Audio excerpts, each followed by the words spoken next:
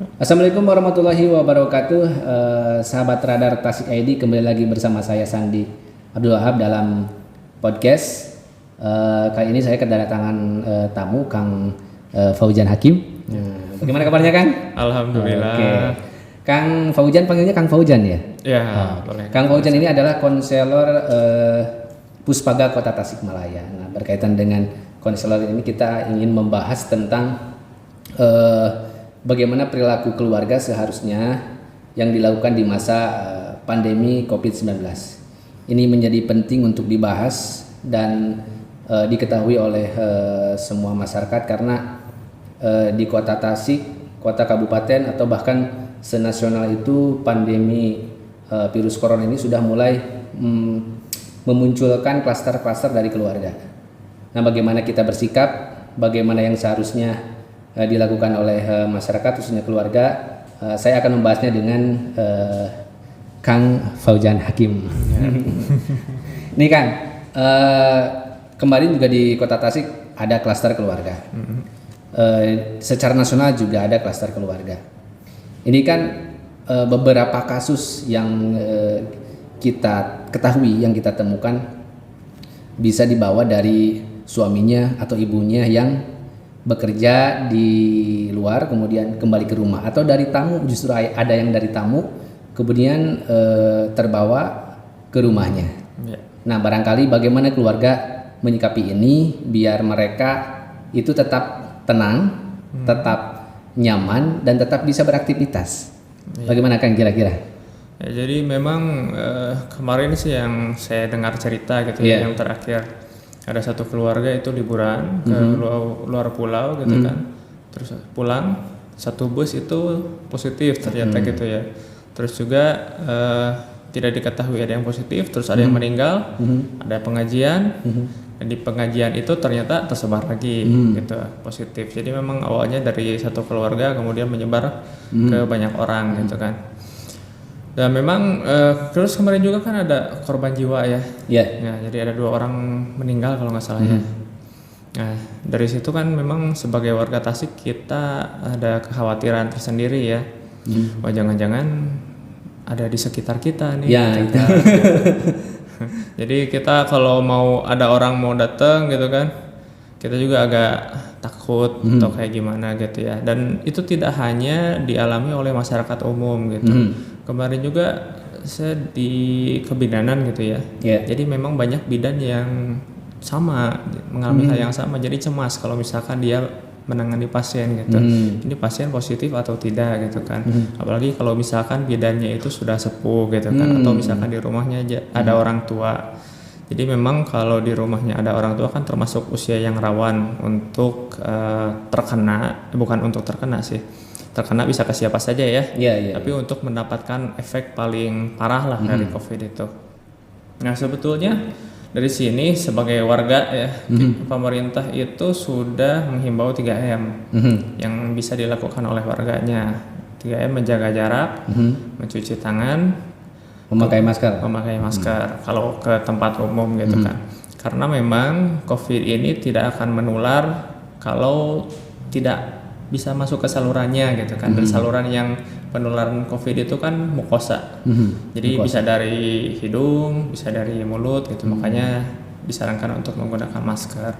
Kalau perkembangan sekarang kan proses penularan COVID itu kan dulu itu masih simpang siur. Kalau sekarang kepastiannya proses menularnya itu melalui udara atau gimana atau seperti apa kan? Jadi sampai sekarang juga masih berkembang sih. Masih berkembang. Setahu saya gitu ya. Bahkan kemarin ada yang mengatakan airborne. Jadi bukan dari dropletnya gitu kan. Jadi droplet itu kan semacam air atau uap air yang ada beredar di udara. Makanya di tempat yang ber-AC itu rentan untuk beredar atau tertular gitu. Karena kan di AC itu di satu ruangan. Nah, di satu ruangan itu kan dia hanya diam di situ saja sirkulasinya gitu. Beda dengan outdoor. Kalau outdoor kan sirkulasinya bisa kemana-mana gitu. Ada isunya seperti itu.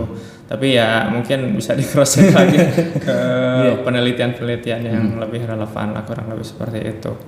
Kalau terkait dengan stres ini kan masyarakat ini ada 2 bagian ya Kang ya. Nah, sebetulnya yang pertama itu kesehatan. Yang kedua itu ada kaitannya dengan masalah ekonomi. Nah itu memang sekarang itu kan keluar gimana, nggak keluar gimana. Nah gitu. Jadi satu sisi nggak punya uang kalau nggak keluar kan. Iya. Ya jadi harus seperti apa mengelola stres ini masyarakat ini. Mengelola stres ya. Yang baik gitu. Jadi kalau di stres itu adalah bagian yang wajar dari hidup manusia gitu ya. Kita pasti ada kepikiran bahwa ya pasti mikir lah, yang namanya manusia pasti punya masalah gitu kan, pasti mengalami yang namanya stres. Nah stres itu sebetulnya yang penting adalah bagaimana cara kita mengatasinya. Nah namanya kalau di dalam ilmu psikologi itu ada coping mechanism gitu. Coping mechanism itu bisa caranya yang pertama adalah problem solving, dan yang kedua adalah fokus pada emosinya gitu. Kalau problem solving misalkan sumber stresnya apa sih? Sumber stresnya takut kesehatan, atau takut tak punya uang. Tak punya uang. Ini kan tiap orang beda-beda ya. Kalau misalkan menengah ke atas mungkin isunya isu kesehatan. Nah, bahkan teman saya kemarin dia sama sekali dilarang oleh ibunya untuk keluar rumah gitu ya. Karena ya yang meninggal itu ternyata temannya gitu kan, yang meninggal karena COVID-nya. Jadi hati-hati gitu, lagi panas-panasnya isunya kan, hati-hati jangan keluar rumah. Itu kan memang salah satu cara yang betul gitu ya. Jadi secara problem solving untuk tidak terjangkit COVID itu memang tidak kemana-mana gitu ya. Kalau memang menengah ke atas. Tapi menengah ke bawah. Nah tapi menengah ke bawah ya ini yang jadi dilema sebetulnya. Yang solusinya juga mungkin belum fix ya, artinya pekerjaan untuk para orang-orang yang ada di menengah ke bawah ini kan terbatas ya. Belum tentu orang yang menengah ke bawah ini bisa jadi YouTuber, punya laptop, bisa jadi editor, bikin desain yang bagus. Belum tentu bisa seperti itu. Apa yang mereka lakukan ya tetap kerja di lapangan kan. Apakah itu sebagai petani mau macul gitu kan, atau mau jualan gitu. Tapi memang secara ya tidak ada cara lain lagi, memang harus jualan, memang harus seperti itu gitu kan. Dan kita sebagai warga kota Tasikmalaya hendaknya, kalau menurut saya ya, secara pribadi kan ini podcast ya, jadi agak bebas. Secara pribadi memang untuk saat ini tidak bisa untuk lockdown benar-benar ya. Dan bahkan WHO juga sekarang tidak menyarankan untuk lockdown. Nah jadi memang disarankan kita keluar rumah, kalau mau belanja silakan belanja kepada orang yang kira-kira membutuhkan gitu kan. Artinya yang menengah ke bawah ini pasti larinya ke jualan gitu kan. Ya secara keluar rumah asal 3M itu tetap diterapkan ya. 3M itu tetap diterapkan. Kalau kecemasan pasti ada, stres pasti ada. Nah kan seberapa pengaruhnya atau besarnya, seberapa besar pengaruh stres terhadap COVID atau terhadap COVID-19? Katanya jangan terlalu stres. Itu seberapa pengaruh sih bahayanya untuk stres? Dengan stres itu mudah tertular atau sulit sembuh? Nah gitu. Kalau misalnya terpapar, apakah dengan stres itu memang sulit sembuh? Kemudian kalau tidak kalau ada misalnya kita tidak tahu ada OTG dalam kondisi tidak stres, tidak bisa masuk, atau bagaimana sih? Nah ya, sebenarnya kalau stres dan COVID itu belum ada kaitan penelitian tentang khusus yang terkait gitu ya. Apakah orang yang stres itu rentan mengalami COVID atau COVID-nya tambah parah? Itu memang tidak diteliti ya setahu saya. Setahu saya yang comorbid COVID yang parah itu kalau misalkan punya diabetes, punya isu gula darah, punya hipertensi, atau punya penyakit jantung atau penyakit berat bawaan lainnya. Nah orang yang punya penyakit berat bawaan lainnya itu bisa kalau terkena COVID itu lebih cepat lah istilahnya untuk lebih parah gitu ya. Nah kalau terkait dengan stres ini biasanya dialami oleh orang yang umum. Orang umum itu ya yang tadi masalahnya masalah kesehatan atau masalah ekonomi gitu. Bisa juga bisa sampai bunuh diri ya kalau misalkan orang stres gitu. Karena putus asa mungkin. Putus asa sekarang kan PHK banyak. Iya tuh banyak PHK juga. Ya, sampai di daerah saya juga ada yang di PHK juga sih, masih muda di PHK baru menikah juga, aduh. Iya memang gitu. Terus saya juga kalau misalkan jajan gitu ya ke warung, atau ke ya beberapa retail. Ada satu karyawan retail yang habis dirumahkan gitu kan, terus curhat ke yang ladangannya gitu kan. Ya memang secara ekonomi ya mereka perlu dibantu gitu ya. PHK ini menimbulkan stres ya. Jadi selain dari COVID, isu kita yang lainnya adalah stres, karena stres ini kan bisa kemana-mana ya. Orang stres itu dari sisi kesehatan dia bisa menjadi imunitasnya menjadi lemah. Jadi imunnya lemah. Nah, istilahnya ada istilah locus minoris resistant. Apa itu kan? Itu kalau misalkan kita stres, ada satu bagian tubuh yang biasanya rentan sakit. Misalkan kalau perempuan ini pada umumnya mereka kalau lagi stres sakit perut gitu kan, tiba-tiba sakit perut. Ada yang masuknya ke migrain, ada yang ke pusing gitu kan. Nah, selain dari fisik yang kerasa di fisik, bisa juga jatuhnya ke mental gitu. Ke mental misalkan ke kesehatan jiwa gitu. Orang misalkan yang kena stres, aduh saya pusing nih gimana kena PHK gitu, nggak tahu cara cari duit lagi, tanggungan banyak gitu kan. Jatuhnya apa? Depresi. Jatuhnya bukan dia cari cara gimana nih cara biar dapat uang, tapi dia justru murung gitu kan. Nah, ini yang memang bahaya dari stres itu ya. Kemudian kalau misalkan makin parahnya ada pikiran bunuh diri, kemudian melakukan percobaan bunuh diri gitu kan. Atau bahkan ada yang psikotik. Psikotik itu terputus dari realita gitu, karena realita tidak menyenangkan. Ya jadinya ya dalam tanda petik ya orang awam biasanya sebut orang gila gitu. Kurang lebih seperti itu. Itu memang bahaya dari stres. Selain dari yang COVID tadi gitu. Nah, cara kita untuk misalnya kalau misalnya kita menemukan orang yang kena PHK, orang yang stres, yang mesti dilakukan itu apakah biar mereka stresnya itu tidak jatuh benar-benar jadi gila misalnya.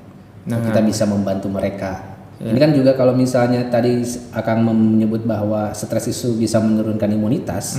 Ini kan juga penting, imunitas itu kan penting bagi penangkal COVID juga kan. Iya, betul. Imunitas yang baik itu juga bagus untuk menangkal COVID dan juga bisa sembuh dari COVID.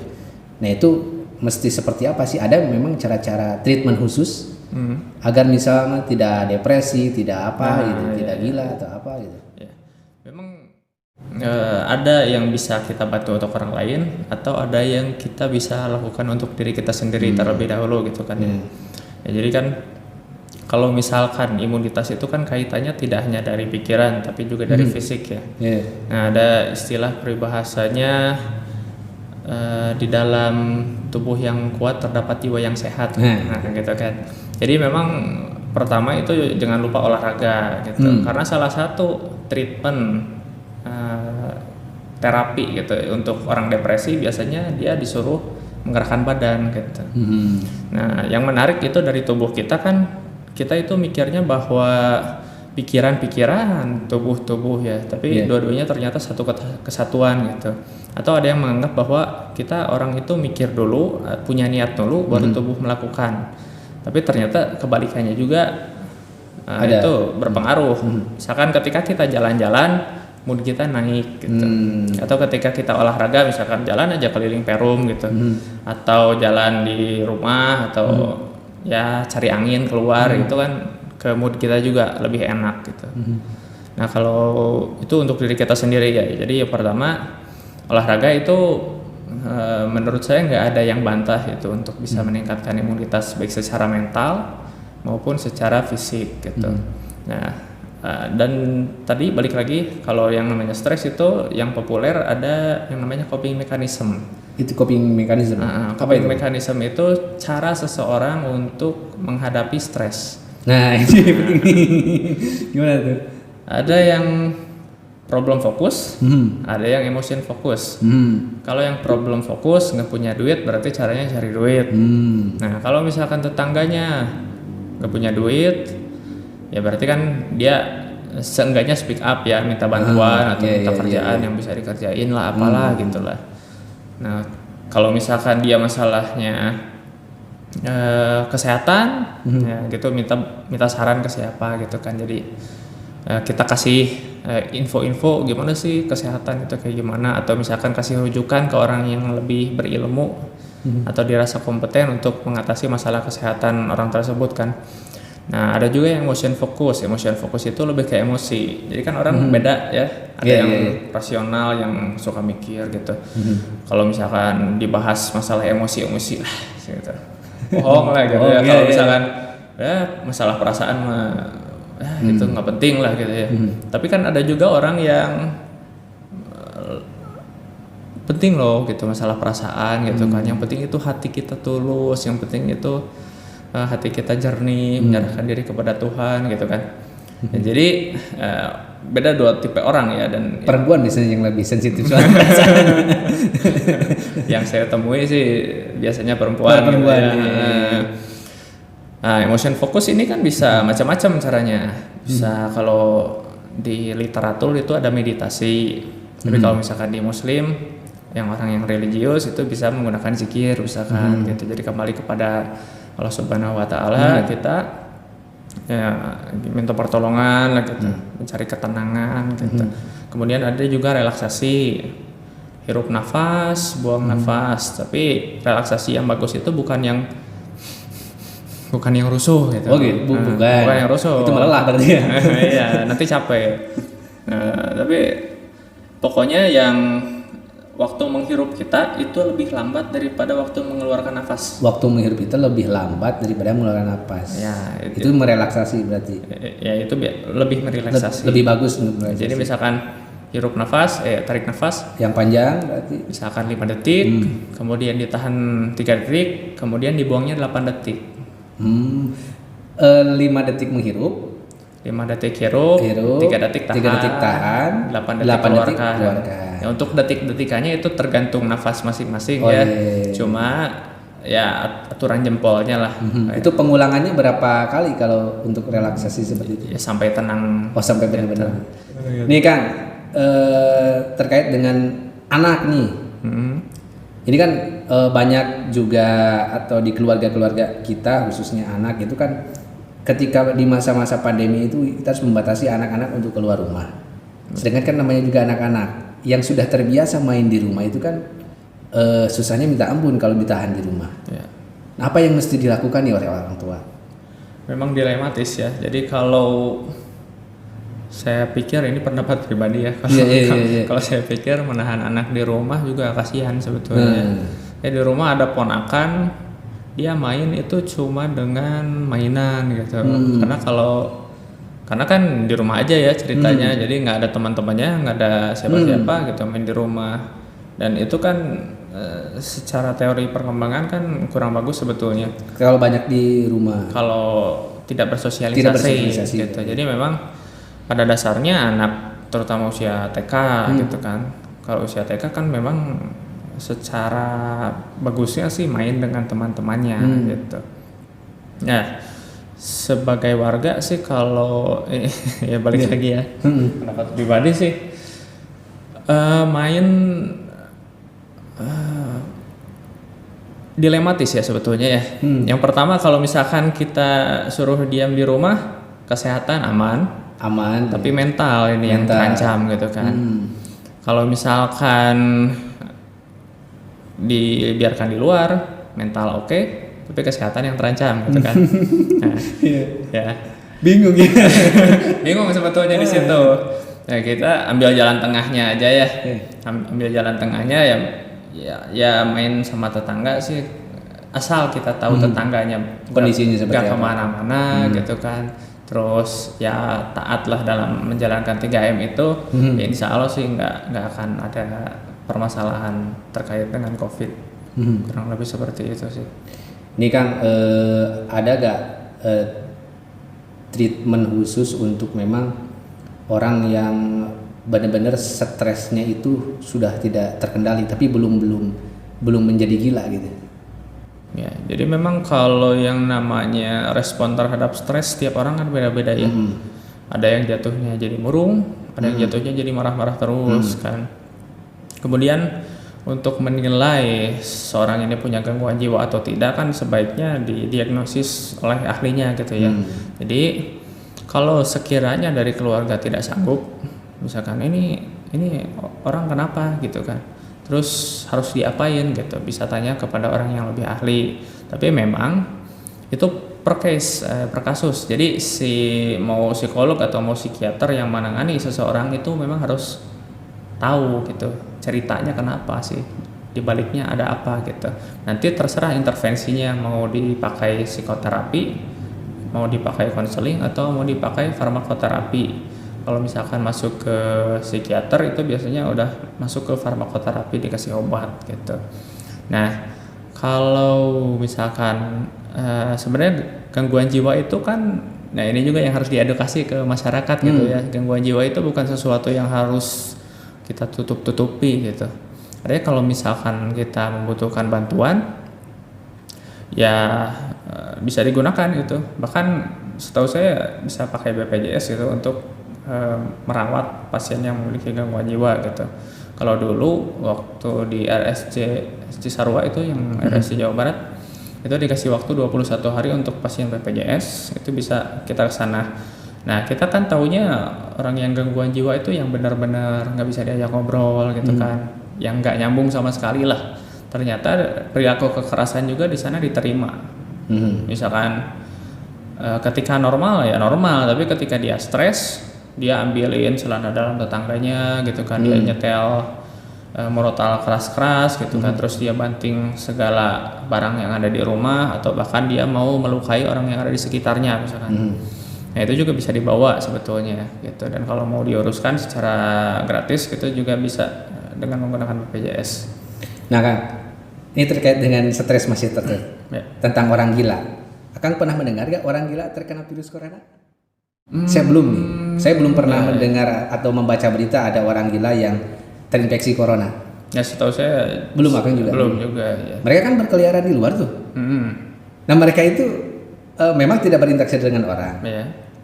Bisa dikatakan bahwa posisi di luar rumah itu dengan tanpa interaksi atau hanya aman, atau memang mereka punya kekebalan tubuh yang beda dengan orang yang waras, atau memang karena tidak punya beban sehingga tidak tertular tuh. Kalau misalnya di jalan ada yang meludah tuh yang positif corona, dia kan makan di mana aja tuh, makan kadang ngambil apa, mungkin bekas siapa, mungkin ada yang tertular tapi tubuh mereka kuat, nggak ini. Ya, betul. Itu kenapa ya? Jadi memang kalau yang pertama dulu ya, yang pertama apakah mereka kena corona atau tidak? Nah, ya, pertanyaannya emang ada yang mau ngetes gitu kan? Ya, kalau misalkan Dinas Kesehatan Kota Tasik, ya, ini mau ngetes, dia katakanlah orang yang meneliti gitu, gangguan jiwa di jalan gitu ya, yang udah jadi seperti gelandangan gitu kan, kita tes gitu kan. Emang ada yang mau gitu kan? Terus kalau misalkan iseng nih ada pegawainya gitu ya, yang ngetes, terus dimarahin lah gitu. Ngapain itu alat tes dipakai buat orang gila? Gitu kan, itu yang pertama dulu. Jadi memang pertama susah dikonfirmasi positif atau negatif ketika memang tes tidak dilakukan. Dan di Kota Tasik sendiri penyebaran virus corona sebenarnya bisa jadi lebih besar. Cuma kita tidak melakukan tes kan. Kalau misalkan dites kemudian positif semua, nah gitu ya, bisa bikin stres. Bisa jadi kabar buruk atau kabar yang melegakan sebetulnya. Kalau misalkan positif semua berarti kan nggak usah jaga jarak lagi. Bareng-bareng nggak apa-apa sekalian. Gitu kan. Tapi kalau misalkan tahu yang positifnya sebelah sini, tahu yang negatifnya sebelah sini, berarti kan bisa dipisah tuh, yang positifnya positif, dipisah yang negatifnya dipisah gitu kan. Nah, kemudian yang kedua masalah imunitas ya orang gila atau schizofren lah kita sebutnya ya. Karena biasanya schizofren. Nah, kalau misalkan orang schizofren yang paling parah itu yang hebephrenic. Jadi itu apa hebephrenic itu? Jadi benar-benar dia nggak peduli dengan realitas lah. Jadi udah jauh dengan realitas. Jadi ada sampah dimakan, tempat sampah itu dikorehan gitu ya istilahnya. Terus makan sampah dan mereka nggak sakit apa-apa. Memang bau, memang di sini ada panu, ada buduk, ada segala rupa ya. Kalau misalkan ada yang schizofren itu, tapi demam kayak gitu memang gejala-gejala pilek kayak gitu memang tidak muncul gitu. Jadi ini memang yang salah satu hal yang aneh juga gitu ya. Kalau untuk yang schizofren hebephrenic. Jadi mereka apa karena terlalu jauh dari realitas gitu ya, sehingga tidak merasakan sakit-sakit yang seperti itu, atau memang di dalam otaknya sendiri memang menganggap penyakit itu bukan suatu penyakit lagi gitu kan. Jadi memang ya udah bodo amat gitu. Mau ngapa-ngapain ya terserah gitu. Tapi di kulit itu memang kelihatan jelas. Dan kalau misalkan kita dekat, kan saya pernah di RSC ya, RSC Cisarua. Kalau memang kita dekat gitu ya, meskipun mereka sudah dimandikan oleh para perawat yang ada di situ, itu kecium baunya, terus ada panunya gitu. Dan kita juga rasa kurang nyaman untuk lama-lama dekat dengan pasien schizofren itu gitu sebetulnya. Nah Kang, tips bagi keluarga untuk tetap tenang di masa pandemi, apa yang harus dilakukan? Mungkin beda-beda ya. Ada ibu rumah tangga, ada pekerja, ada ibu hamil, kemudian ada ibu yang baru melahirkan, kemudian dan lain sebagainya. Apa yang mesti dilakukan nih? Langkah awal sih, kalau misalkan sekarang kan memang banyak orang yang butuh bantuan ya. Kalau butuh bantuan lebih baik speak up lah. Artinya kalau memang merasa kesulitan itu nggak usah gengsi lah, gitu, nggak usah ditutup-tutupi. Artinya kesulitan keuangan, silakan minta ke RT, minta solusinya ke RW setempat gitu kurang lebih. Jadi nanti supaya RW RT-nya juga ikut membantu lah kurang lebih nanti solusinya seperti apa. Karena kan masalah di masyarakat itu banyak ya. Kalau misalkan saya nyebutin bahwa solusi dari segala masalah Anda adalah itu nggak mungkin gitu. Itu nggak mungkin. Jadi memang tiap masalah ada keunikan masing-masing gitu. Yang ya tadi coping. Kalau yang namanya masalah itu kan stresor ya. Stresor itu sesuatu yang menyebabkan stres. Jadi kalau misalkan masalah itu tidak tertangani, stres kan. Nah, ada coping ya gimana sih caranya? Cara mengatasi masalah yang tadi problem solving masalahnya diatasi, nggak punya duit cari duitnya kan. Nah kalau misalkan cari duitnya bingung, tanya-tanya lah gitu kan. Kalau misalkan orang yang religius atau orang yang sangat perasa gitu kan bisa emotion focus. Jadi kayak tadi mungkin menghela nafas dulu. Tapi yang harus kita tahu bahwa yang namanya emosi gitu kan, yang namanya emosi itu seperti air di dalam pipa. Artinya kalau misalkan air di dalam pipa ya kita mungkin sekarang mengalami yang namanya stres gitu. Kalau misalkan orang yang putus cinta juga kan dia stres banget kan. Dan stresor orang yang ditinggal kekasih itu sangat tinggi loh gitu kan. Jadi memang makanya ada beberapa orang yang melakukan percobaan bunuh diri karena dia tinggal kekasih. Ada anak-anak yang mau bunuh diri gara-gara putus cinta kan, nggak lulus UN kan. Ketika kejadian ya ada kejadian, kemudian ada persepsi orang itu terhadap kejadian bahwa itu kejadian yang bencana lah untuk dia. Kemudian kan dia naik tuh stres. Nah kalau di dalam pipa itu kita terus terkungkung di dalam pikiran-pikiran itu, maksudnya pikiran-pikiran, waduh ini gimana ya gitu. Terus aja ditanya gimana gitu kan ya. Kita nggak tahu jawabannya tapi terus ditanya gimana, makanya itu menghambat emosi itu gitu kan. Jadi misalkan ada yang lewat emosi marah gitu, emosi marahnya lewat, kemudian kita hambat, itu nggak lewat gitu.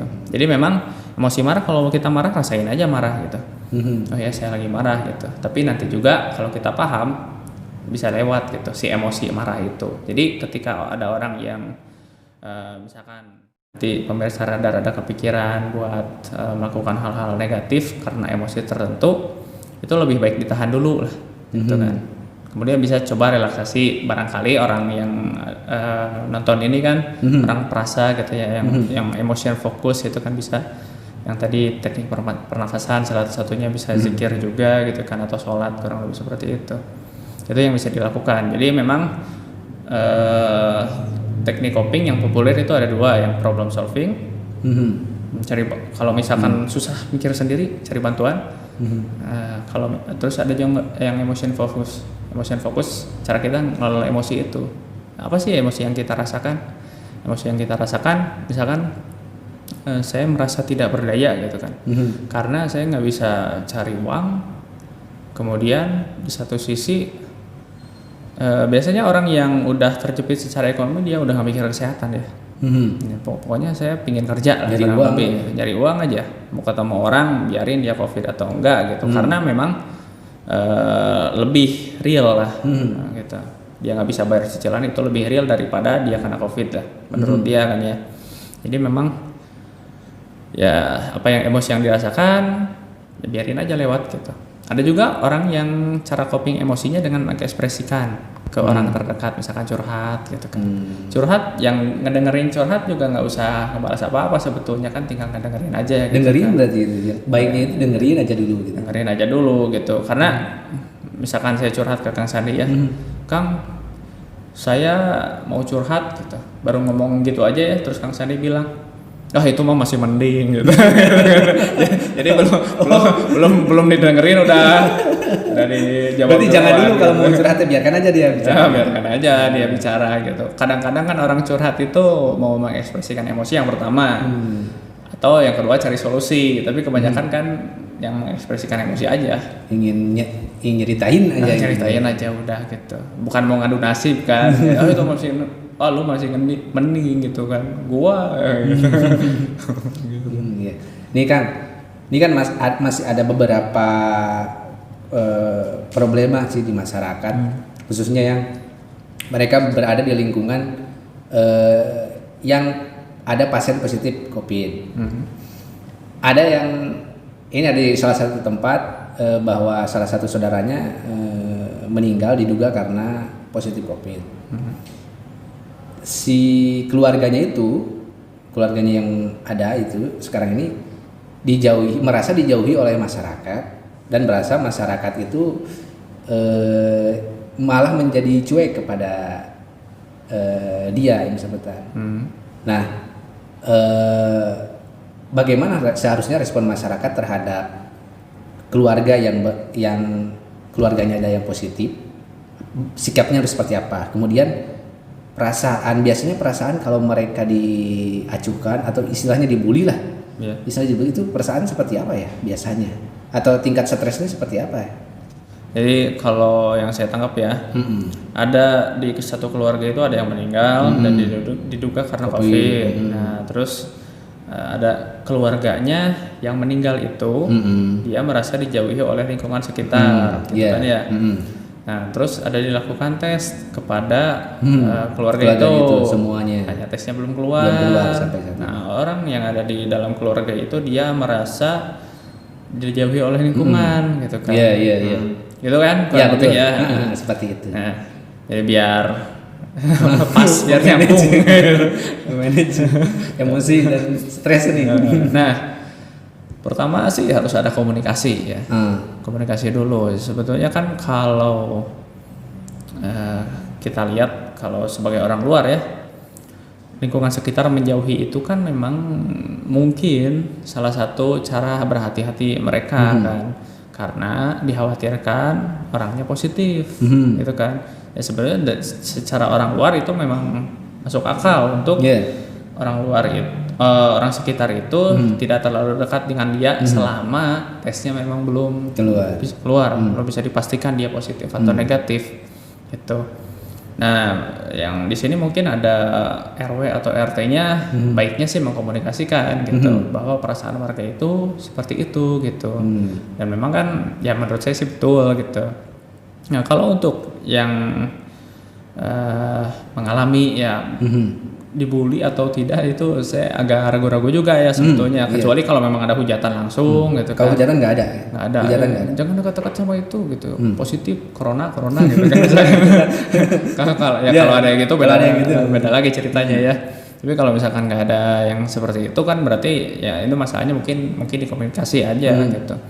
Dan yang ini juga harusnya mengerti bahwa ya selama belum ada tes ya memang wajar keluarga orang lain juga takut gitu untuk melindungi keluarganya juga kan sebetulnya gitu.